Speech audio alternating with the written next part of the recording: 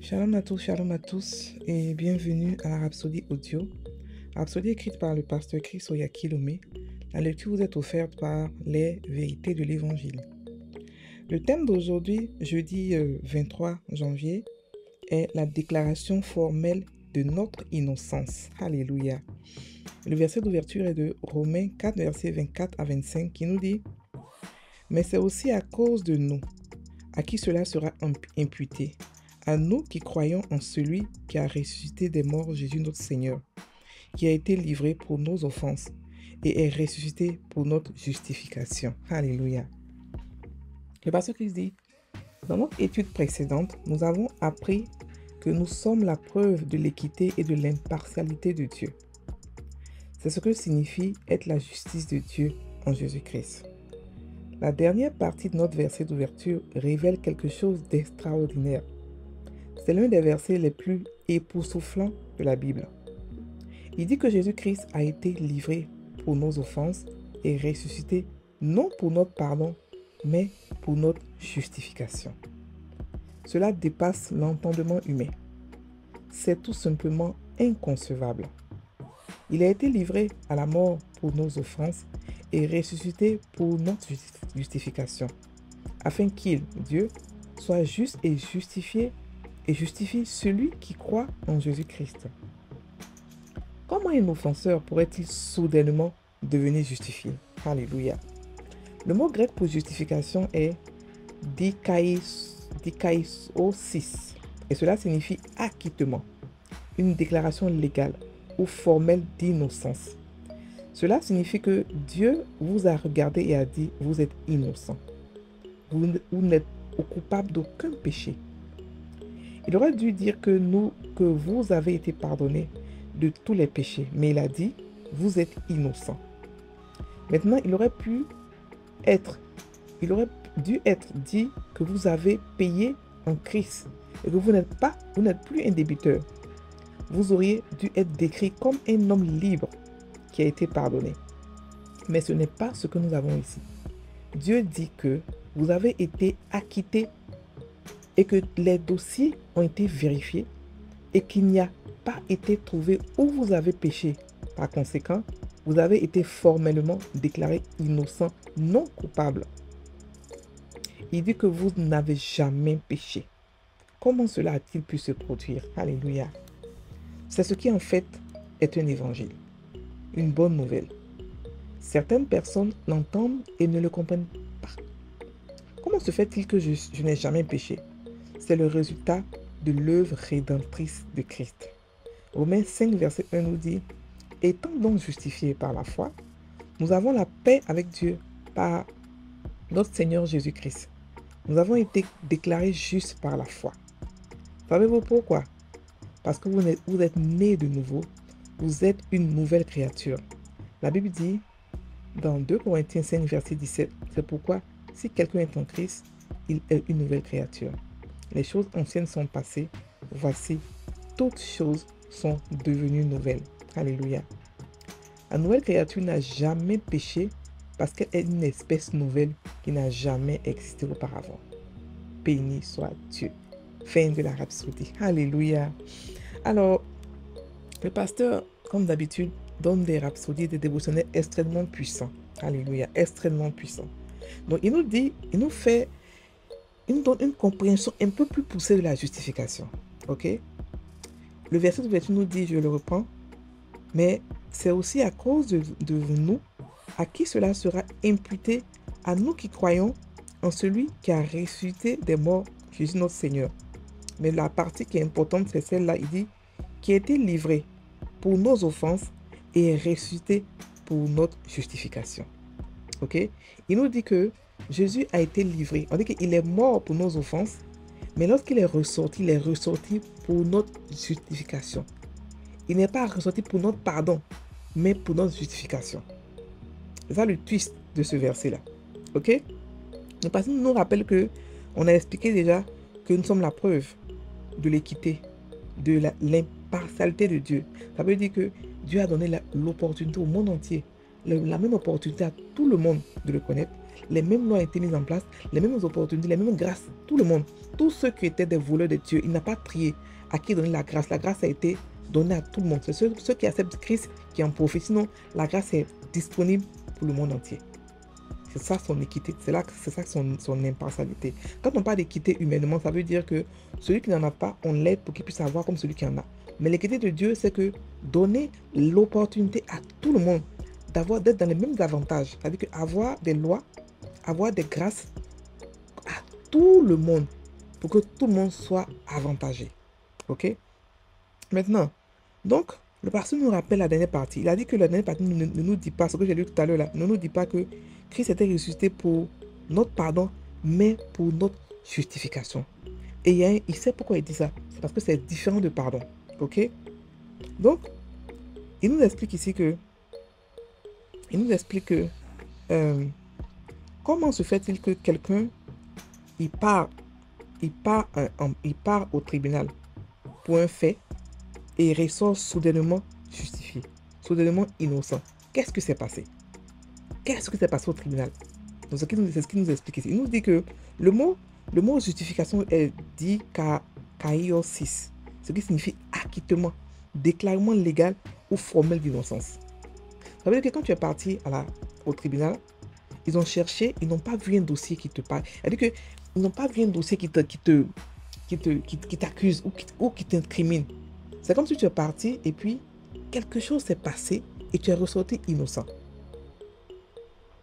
C'est pas comme si tu es ressorti comme que tu avais eu une grâce présidentielle pour dire ok d'accord, on sait qu'il a péché, mais c'est pas grave, on le fait sortir, c'est fini, il est pardonné. C'est pas le pardon qu'on a reçu.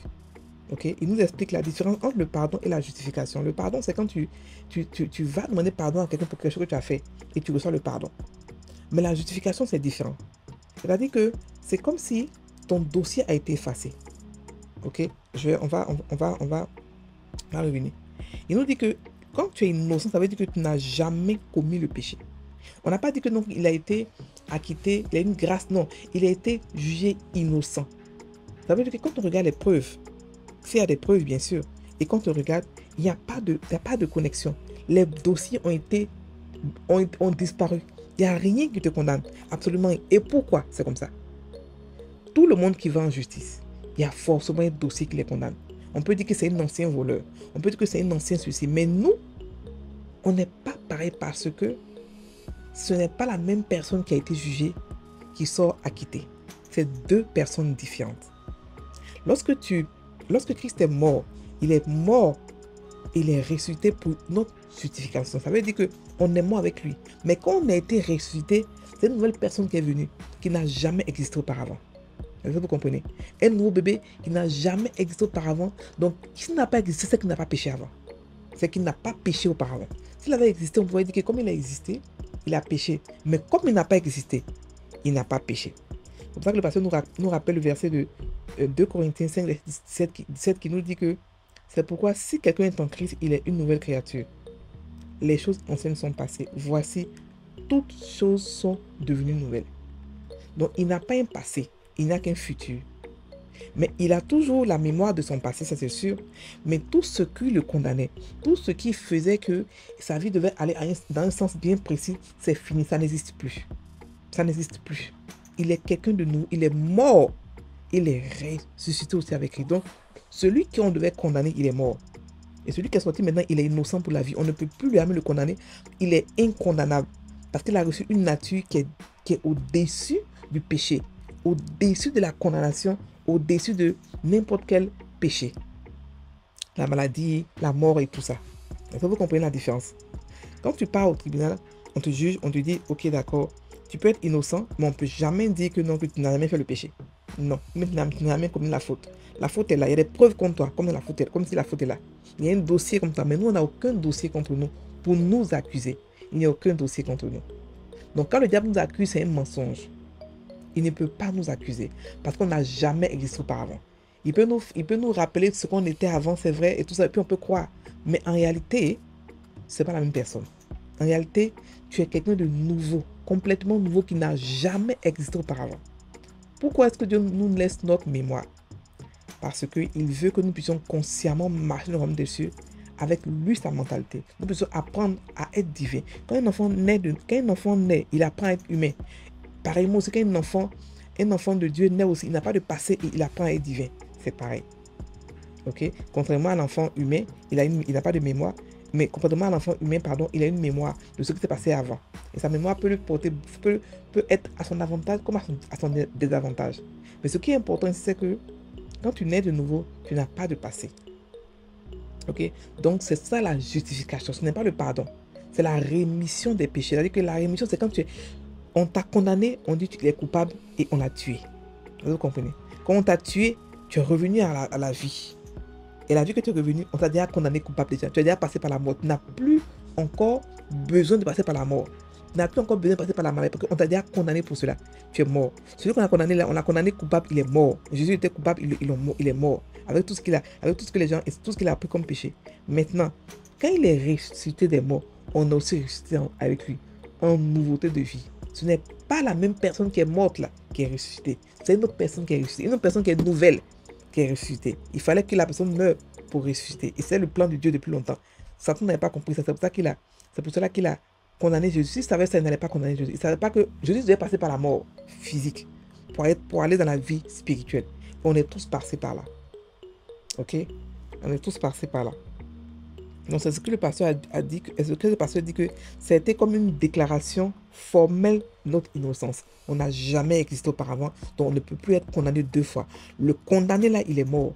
Mais celui maintenant qui est sorti là, c'est une vie, il a une vie nouvelle. Il est une nouvelle personne, une nouvelle créature qui n'a jamais existé auparavant. Alléluia. Donc, c'est quelque chose de vraiment important parce que quand vous savez que vous êtes quelqu'un de nouveau, vous n'écoutez pas les mensonges du diable comme quoi tu es comme ceci, tu es comme ça. Comme ceci que tu dis là, le méchant que tu étais, le voleur que tu étais, le tueur que tu étais, c'était avant. Maintenant, tu es une nouvelle créature qui n'est pas soumise à Satan, qui n'est pas soumise à ses péchés, qui n'a pas besoin de se soumettre à lui parce qu'elle a le pouvoir de le dominer. Est-ce que vous comprenez? Donc, on va faire la confession du pasteur Christ. La résurrection de Jésus-Christ a fait de moi une nouvelle créature. La justice même de Dieu en Christ. Je marche dans la lumière de cette vérité, manifestant la gloire de Dieu et répandant la bonne nouvelle de sa grâce débordante aux autres. Au nom de Jésus. Amen. On va méditer rapidement sur le passage, ok?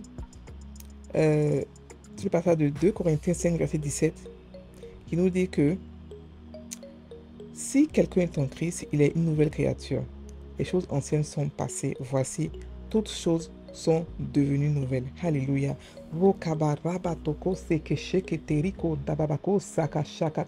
Je suis inaccusable, incondamnable, parce que je suis morte, morte, enterrée, ensevelie, je suis venu en nouveauté de vie, une vie qui ne peut être corrompue. Oh Kasakata, j'ai été justifiée, compta, déclarée non coupable, déclarée innocente, zéro, il n'y a pas de dossier contre moi. Karababokato, Yakenta, je ne suis pas non coupable, je suis innocente, Kanta. On ne peut pas trouver de preuves contre moi.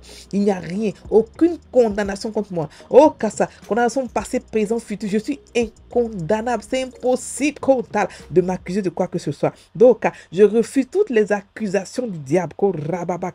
Je sais qui je suis. Oh Barabata, je sais qui je suis. Né de nouveau, sans passé, avec un futur brillant. Oh Kosateke Rokababaka. Oh Yoko Takata. Toutes choses sont devenues nouvelles pour moi. Absolument tout. Tout est devenu nouveau. Je vois Akasaka Shekete. Je vois Kata Rabapo. C'est évident pour moi que tout est devenu nouveau. Dans le nom puissant de Jésus que j'ai prié. Amen. Frères et sœurs en Christ, passez une bonne journée. Soyez bénis. J'espère que je n'ai pas été trop rapide. Si c'est le cas, vous m'excusez. Demain, je vais essayer d'être un peu plus lente. Soyez bénis.